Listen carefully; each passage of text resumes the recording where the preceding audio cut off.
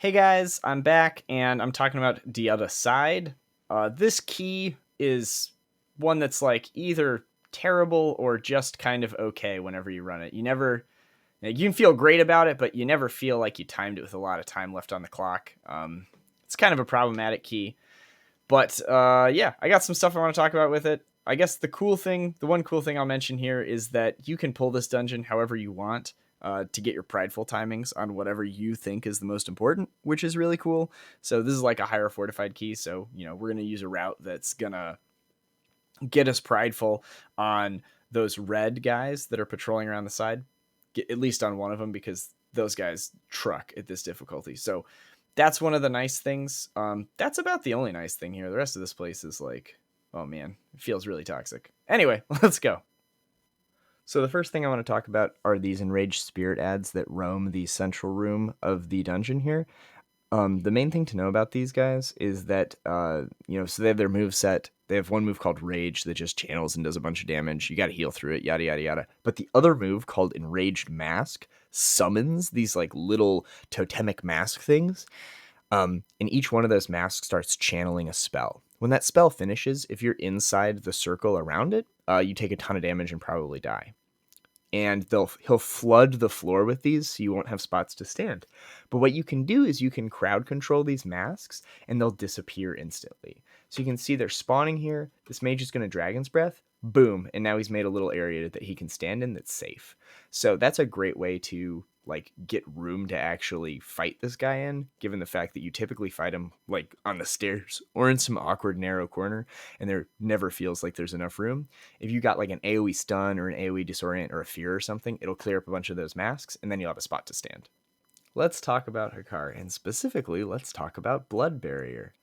Blood Barrier is this move where he does damage to everyone that's present, including any ads he summoned, and based off the damage he does, he gets a shield that corresponds in strength. That's a lot of words that say do a ton of damage and cleave those ads down so that they're not alive when he does Blood Barrier so that his shield is smaller. You can also have people pop immunities or defensives, and then the shield is also smaller. So if you think your damage is good enough to kill him before he casts it a second time, pop your defensives on the first shield. If you feel like your damage is a little lower, pop your defensives on the second shield. Because with the first shield, you're going to have the momentum of your cooldowns, typically Bloodlust, Prideful, and you can just cruise through it. And the second shield is the one you're worrying about. In this instance, the damage is high enough, right, that we're just going to cruise through it, and we don't need to worry about a second one. But yeah, that's my only advice. Good luck. Here's a quick tip for you. If you're in the Greaseworks, you can press this button if you're an engineer, and it will cause all these slimes to stop spawning. So you don't have to play Frogger and you can just run across and keep doing the dungeon. It doesn't last forever though, so you want to make sure that everyone kind of gets to the other side before they start spawning again. Alright, so as you go through the dungeon, you'll come to this pack, which is the pack of mobs before the Ardenweald wing. It's like one of the hardest trash packs before the easiest wing, which is kind of funny. But basically, the problem here is that you've got these 4 casters and you have this urn that you want to use, but it's not on top of them. So you have to somehow manipulate these 4 mobs, which like to stop and cast, onto that urn, while also like trying to maintain threat and all that sort of stuff for your tank. So the easiest way I've found to do this is to have everyone in the group that can kick, which is going to be your 3 DPS plus your tank, or like maybe your healer if they're a shaman. Each kicks a different mob, and while they do this, you all stand over where the urn is. That way, if the tank doesn't have threat, they're all just going to kind of run onto it. So you can see we've marked them up. We're talking in Discord. I'm telling people which ones they're kicking. And then when we pull this, they're all going to come in this general direction. And we may have to might have to ring a piece one in. But aside from that, it's just very clean. I don't even have threat on that guy, but we can easily group him up. And then they all get stunned by the urn. And then it's just easy cleave all the way down. So as you finish up this wing, you're going to find yourself battling against Dealer's Aixa. The main thing to note here is that while you're going to fight the boss down in this lower area, any ranged that are present can stay in this upper area and engage the boss from here. What that enables them to do is to be kind of in a separate room almost, where the mechanics of one room aren't going to bleed into the other.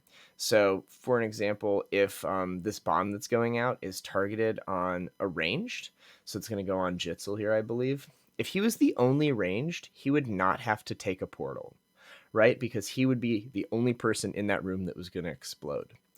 It's kind of a low variance that that's going to happen. And the same is true if you were the only melee, right, in a group full of ranged.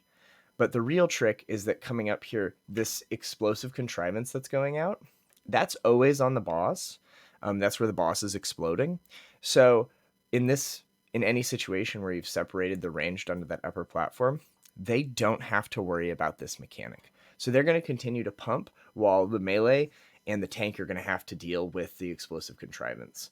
So that's the main selling point of doing this. The one downside is this move called Arcane Lightning that goes out.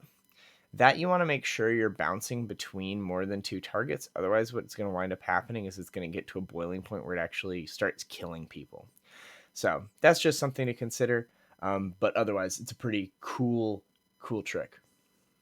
So here you are. You've made it to the end of the other side. You're on Muzala, the last boss. No matter how well you've done in this dungeon, you always have less than 3 minutes to fight him because this dungeon timer is like always too short, even though they added 4 minutes. And the last thing I want to tell you is how the Shattered Reality move works. So it creates these portals, and they take you to the totems. But what you may not know is that each portal corresponds to a specific totem every time. So the front 2 portals go to the furthest 2 totems from where you are fighting the boss. So this one here that I'm going to enter on the front right will take me to the far back right one. Conversely, the one on the left there in the front would have taken me to the far back left one.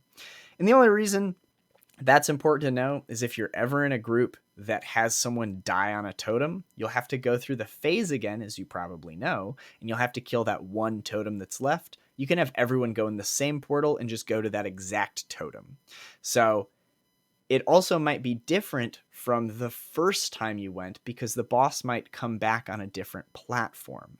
So rather than saying, oh, the guy who went front left died, we need to go front left this time, you want to actually see where that totem is and make sure you're taking the correct portal, rather than confusing with right and left. Make sure you take the correct portal to that totem.